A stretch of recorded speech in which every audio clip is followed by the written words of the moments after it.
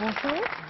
Et merci d'être avec nous pour donner le coup d'envoi de ce rendez-vous. Et puis bonjour à vous qui nous accompagnez en ce dimanche après-midi que je souhaite très agréable.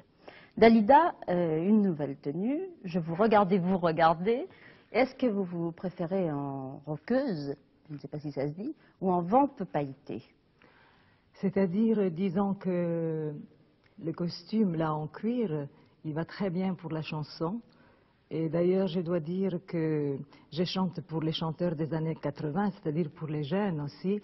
Et avant tout, je voudrais dire que j'éprouve toujours une énorme tendresse pour tous les débutants, car c'est un métier qui est difficile, c'est un peu une jungle, c'est toujours le plus fort qui gagne. Et dans cette chanson, bien sûr, à notre époque, de laser, de la technique, du son, de beaucoup de bruit, ce qui est important, c'est l'amour à la fin. Et c'est pour ça que j'ai voulu absolument mettre le gant noir que j'ai là, c'est une idée à moi. Je ne sais pas si ça passe, parce que ce que je voulais dire, moi, c'était symbolique, c'est-à-dire d'un côté, c'était la violence, c'est le gant noir, c'est la force, c'est la révolution des jeunes, et puis l'autre, c'est la même nue, c'est-à-dire exactement ce que nous sommes, des êtres faibles, des êtres aussi d'amour. Et ce qui est important, finalement, c'est l'amour, et c'est pas autre chose, voilà. Alors justement, parce que tout à l'heure... Alors, je ne vous ai pas répondu en vente. Oui, c'est vrai, mais paillettes. Non, c'est un simple tailleur pailleté, mais étant donné que je dois chanter une autre chanson qui n'a rien à voir avec la précédente, alors ça ira avec l'autre chanson qui s'appelle À ma manière. Mais parce que finalement, tout ça se tient. Ça a l'air comme ça, on se dit, elle parle de chiffon, de femmes ensemble, vous pensez, mais pas du tout.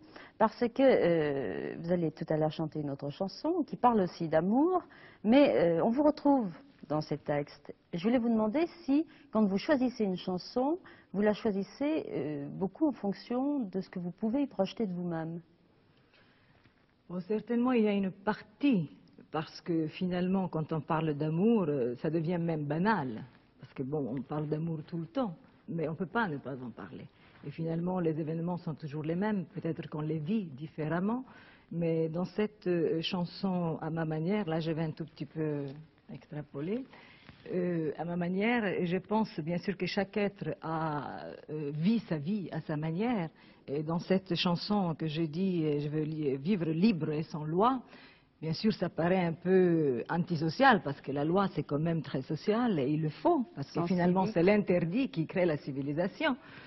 Mais pour moi, la liberté, disons, on voit beaucoup, c'est marqué partout, liberté, les hommes politiques en parlent, dans les journaux, enfin partout. Mais pour moi, la liberté, la plus importante, c'est l'homme libre, mais l'homme libre à l'intérieur de lui-même. Et comme je pense que nous sommes tous un sac de nœuds, nous sommes une contrariété, et que c'est une chose très difficile d'unifier toute cette contrariété, alors pour moi, la liberté, c'est vraiment de pouvoir s'unifier à l'intérieur et d'être libre de soi-même, voilà, finalement d'être libre de notre propre combat intérieur. Eh bien, vous parlez de liberté, je vous propose de regarder un extrait d'un film qui traite aussi de la liberté, qui traite aussi d'amour d'ailleurs, qui est le dernier film de Vajda, le célèbre réalisateur polonais, et qui est un fort beau film qui raconte l'histoire d'un chef d'orchestre. Voilà. Je voudrais tout de suite, Dalida, vous présenter Frédéric Lodéon. Bonjour. Je vous ai accompagné quand j'étais petit garçon à la Lauda. Il y avait une petite chorale.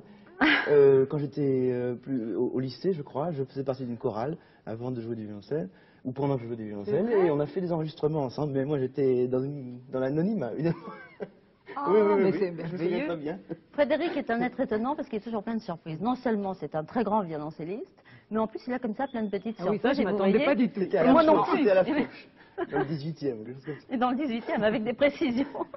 Alors, figurez-vous que j'ai profité de la bonne volonté de Frédéric pour, entre deux concerts, parce qu'il est toujours un petit peu partout, l'envoyer en tant que critique cinématographique voir ce film de Vajda.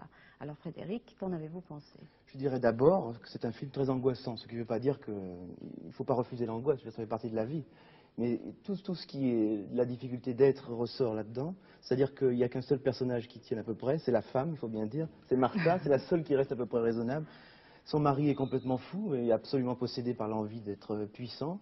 Et il se sert de la musique pour arriver à cette puissance. Parce qu'il croit, il aurait tort, parce que je pense qu'un métier plus technocratique l'aurait plus aidé. Et il se bat contre la musique, il insulte ses musiciens tout le temps.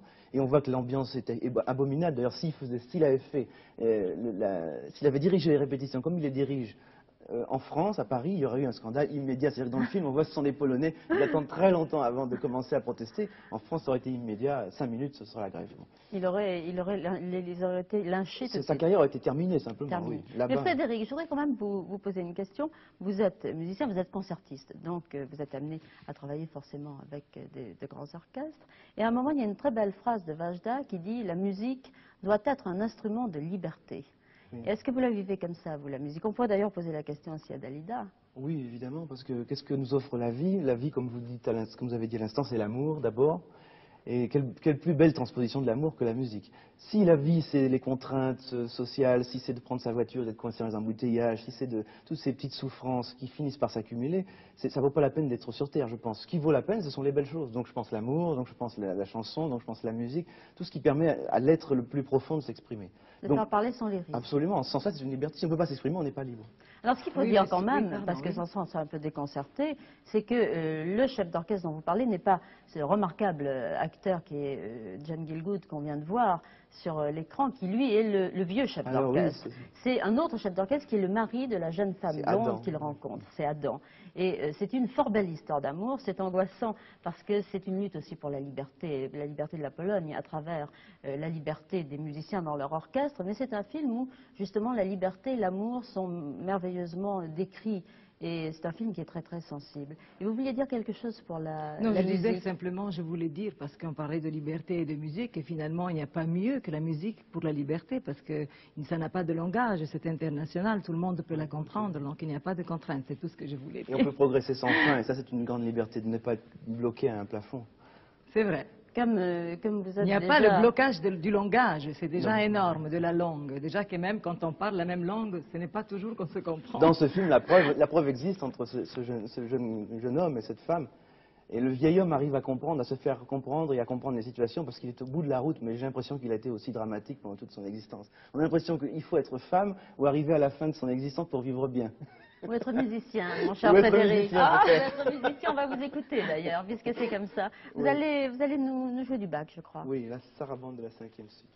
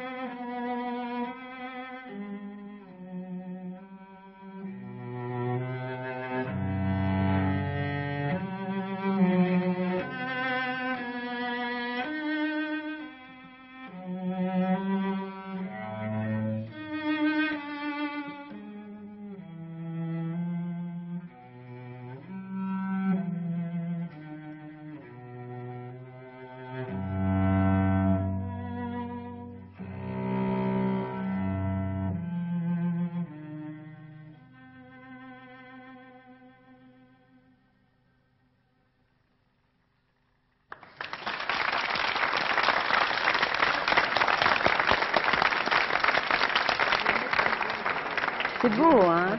Il y a ces notes graves qui vous prennent à Oui, l'intérieur. une voix humaine, une voix de basse. Oui. Oui, c'est terrible. Ça me prend aussi, c'est pour ça que je continue à en jouer. C'est vrai hein, que ces notes graves, elles sont... Ça rend, c'est physique presque d'ailleurs. Oui, je crois. Il faut étudier On ça. sent là-dedans quelque chose. Vous savez ce que je voulais vous demander à tous les deux d'ailleurs? C'est que dans la chanson que va chanter tout à l'heure Dalida, il est question de gloire, il est question de vie personnelle, d'identité.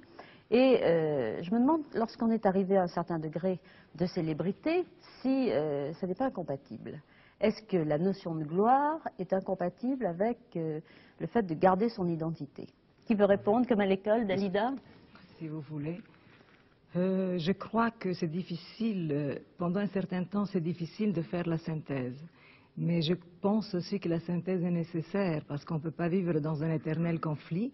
Et il est vrai qu'au début, il y a l'artiste qui, enfin en ce qui me concerne, je dois dire que ma vie au départ, c'était vraiment, je voulais réussir, il n'y avait que cela qui m'intéressait. Et tout était vraiment, comment dirais-je? Axé là-dessus. Axé, merci. C'était axé là-dessus. Et puis, à un certain moment de ma vie, il y a la femme qui s'est fait sentir parce qu'elle est là, il ne faut pas l'oublier.